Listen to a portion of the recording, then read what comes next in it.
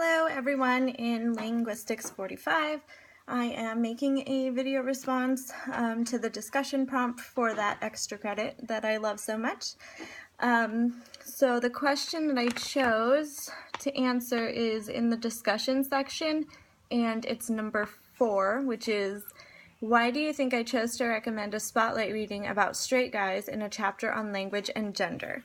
And I remember reading this part of the chapter and thinking, you know, it's kind of important in regards to gender and language because I'm trying to look at this. So it talks about fraternity members and homosocial contexts, which is same-sex groups or relationships that are non-sexual, like fraternities, prisons, the military, police, and religious orders.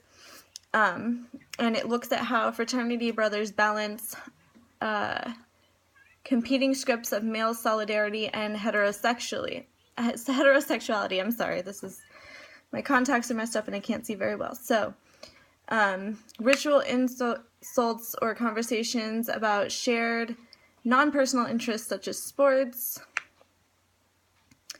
And then this is where he put in, see also this chapter spotlight about Kiesling's work on the cool stance implied by men's use of dude. And then there was a really interesting sentence that I'm looking for now.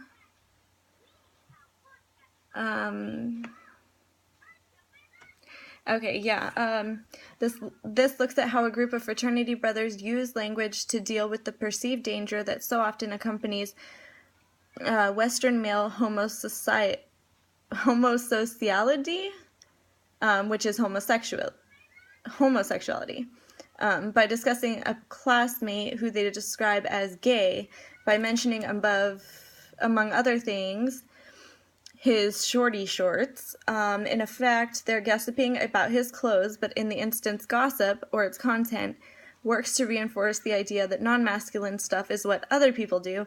Thus, the members of the group collaboratively build solidarity in a socially sanctioned way by building a model of less masculine than the other guy. So, why I think he recommended that spotlight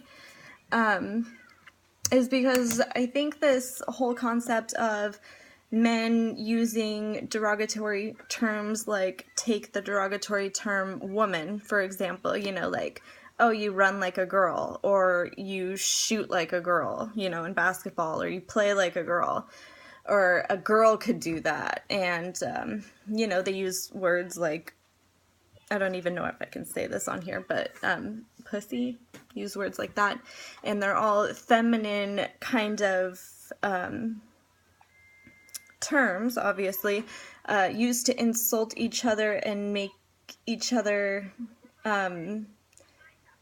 I don't know, it's like a play on their sexuality, which is supposed to make them weaker, to be more feminine. So it kind of puts the connotation that if you're weak, it's the same as being feminine. And so that's really important in a chapter on language and gender, because it just shows how women have been so, as they were talking about in this chapter, that, you know, there's feminine forms of words and there's masculine forms of words, and it seems like the feminine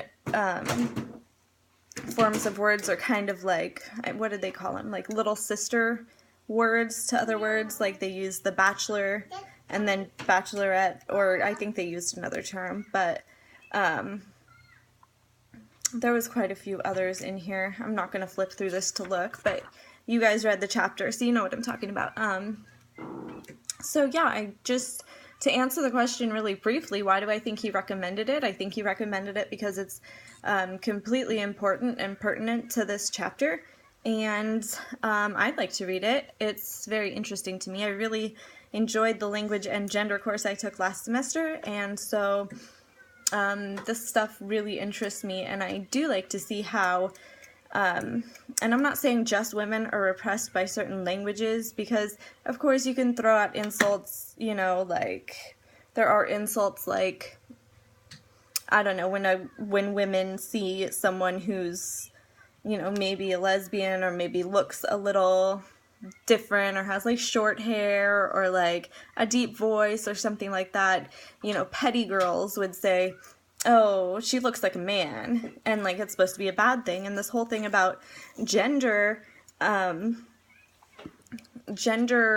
kind of creating our identities, especially with language, it's just it's something you never really think about, and then when you do think about it, it's like, wow, people really do use language to stereotype and put people down and, you know, oppress women and men alike. It's just amazing to me, but it's something that we were all born into, and I can't say that I've never done that, because I mean, the people I grew up with, the way I was raised, where I was raised, it's just kind of a social thing, and that's why it's sociolinguistics. So yeah, I think he included it because it was completely important to the topic he was discussing. And yeah, I don't know that I've actually answered the question directly, but this is what I'm going with. So I am going to wrap up this video and try and post it today. And hopefully this is a good enough answer, and if not, I'll go ahead and type one out, like a response or something to it. And yeah, so once again, I want to show you guys my baby. Allison, you want to come over here and say hi?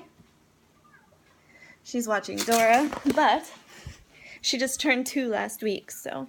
Allison, can you say hi real quick? Hi! Oh, you're such a sweet girl. Okay, so I'll see you guys later. Hopefully I get to see more videos because I really like watching your guys' videos. And yeah, hopefully this video isn't too long and it somewhat answered that question. And yeah, see you guys later.